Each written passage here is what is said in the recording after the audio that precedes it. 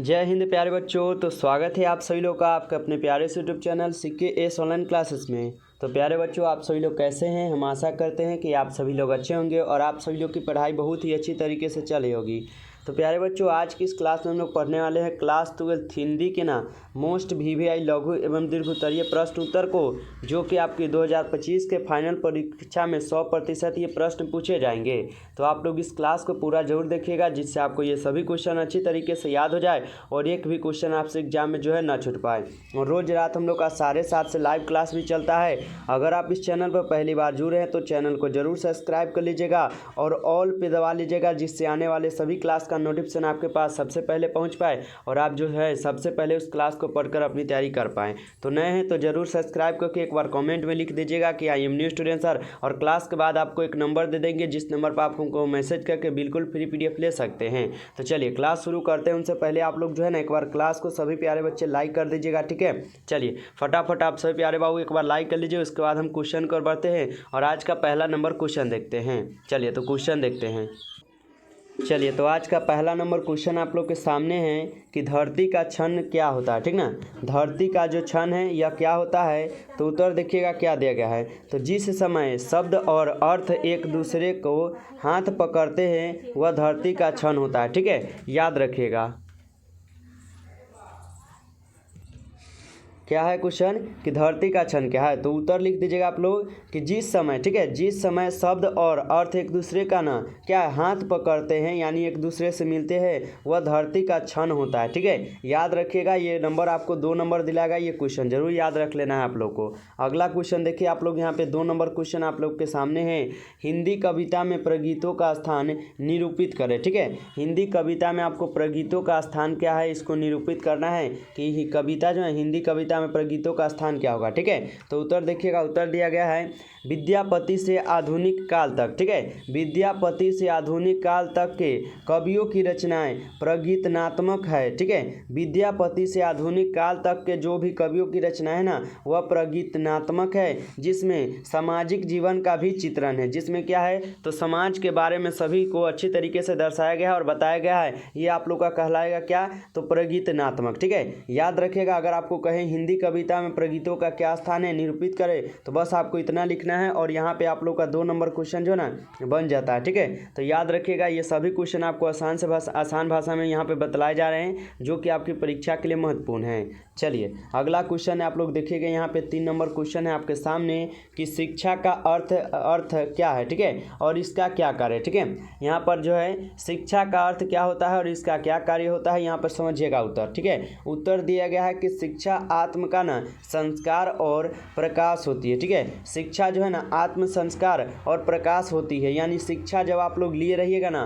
तो एक अनपढ़ आदमी के आप सामने जाइए, अब उससे आप बात कीजिए, उसके बात करने का कला और आपके बात करने का जो है ना तजुर्बा अलग होगा, ठीक है। तो यही शिक्षा का आपका संस्कार हो जाएगा। चलिए तो शिक्षा आत्म का संस्कार और प्रकाश होती है, मनुष्य को पूरी तरह क्या है पाराहीन स्वतंत्रता और आत्मनिर्भर करना ही शिक्षा का प्रमुख कार्य है, ठीक है। याद रखिएगा क्या है, तो मनुष्य को पूरी तरह, ठीक है, पारहीन स्वतंत्र और आत्मनिर्भर करना ही शिक्षा का प्रमुख कार्य होता है, ठीक है। यह लोगों में प्रेम क्या है, सद्भावना क्या है, करुणा, दायित्व बोध, सर्जनात्मक भावना जगाती है ये शिक्षा, ठीक है। यह क्या है, तो व्यक्ति को ना पूर्णतः निर्भीक बना देती है शिक्षा, ठीक है। यानी जब से आप शिक्षा लिए रहिएगा ना तो आपको बहुत सारे चीज़ का ज्ञान रहेगा और आप जो है ना कहीं पे भी कुछ पढ़ सकते हैं और कर भी सकते हैं, ठीक है। तो याद रखिएगा, अगर आपसे कहे कि शिक्षा का क्या अर्थ है, इसका क्या कार्य है, तो बस आपको इतना लिखना है आपको, ठीक है। चलिए अगला नंबर क्वेश्चन आप लोग को देखना है यहाँ पर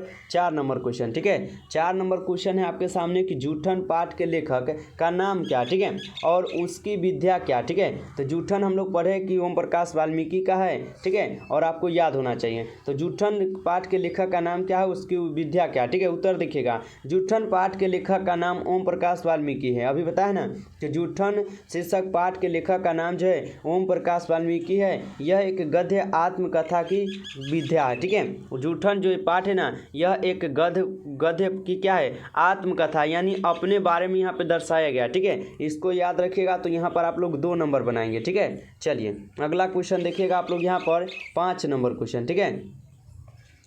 5 नंबर क्वेश्चन है कि बाल कृष्ण भोजन के समय क्या क्या करते, ठीक है। बालक जो कृष्ण थे वह भोजन करते समय ना क्या क्या कर रहे थे, आप लोग उत्तर देखिएगा, ठीक है।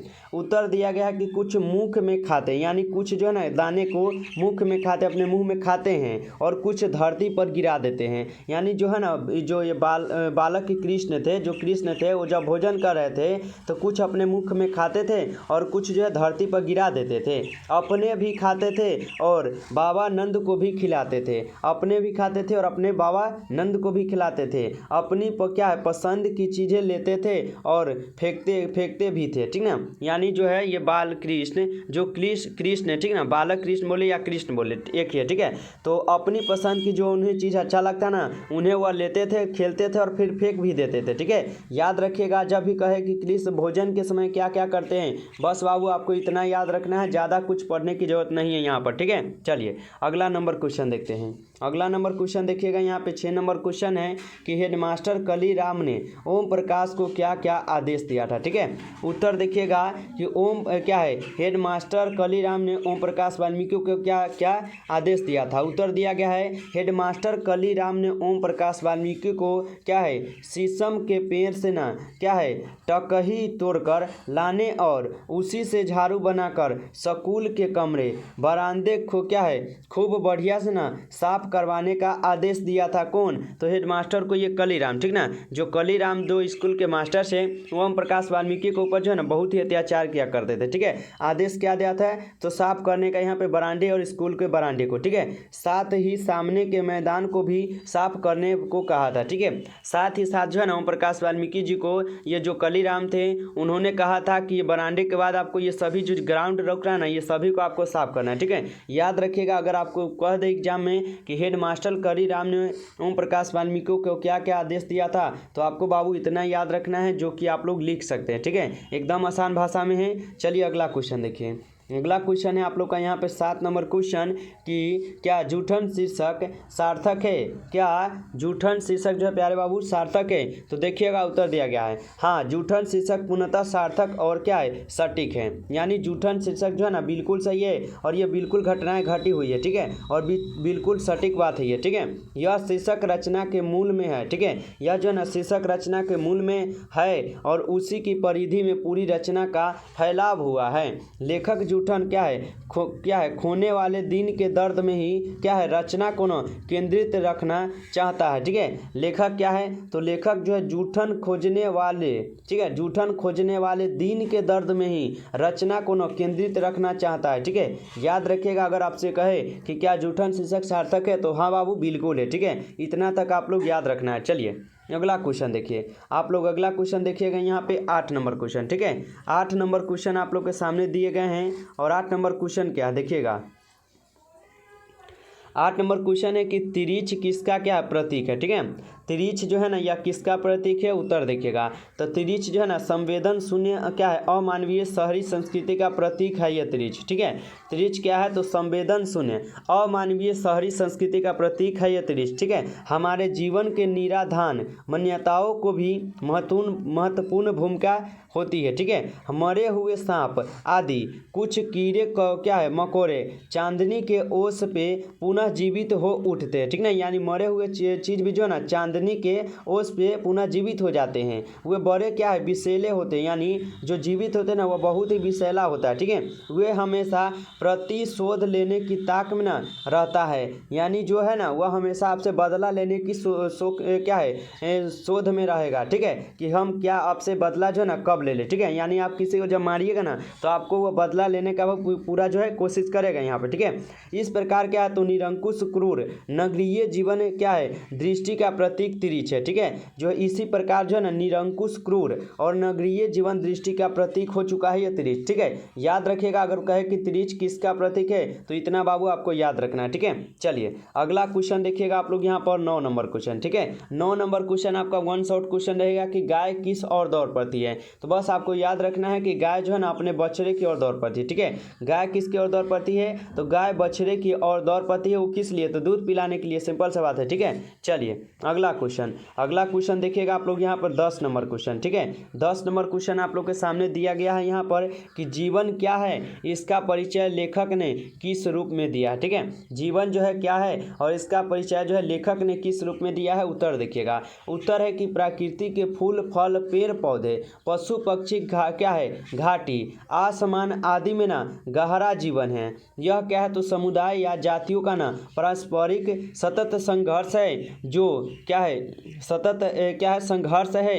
इसे समझना बड़ा क्या है गूढ़ है, इसको समझना क्या है तो बड़ा ही गूढ़ है। और यह तो मन की क्या है तो मन की ईर्ष्या महत्व कक्षा वसा भय सफलता चिंता आदि है।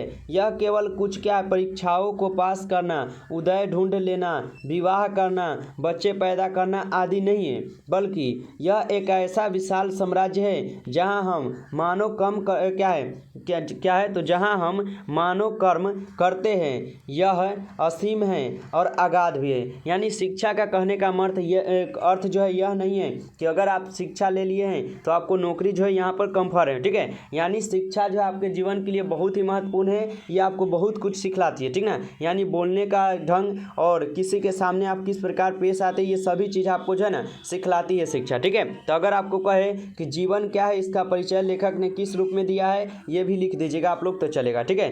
चलिए, तो आज का इस क्लास में जो है ना आपको कुल 10 क्वेश्चन हम बताए हैं और ये 10 क्वेश्चन का आपको अच्छे से ना याद कर लेना है, क्योंकि ये सभी क्वेश्चन गेसिंग क्वेश्चन है और इंपॉर्टेंट क्वेश्चन है, आप लोग को जरूर याद करना है, ठीक है।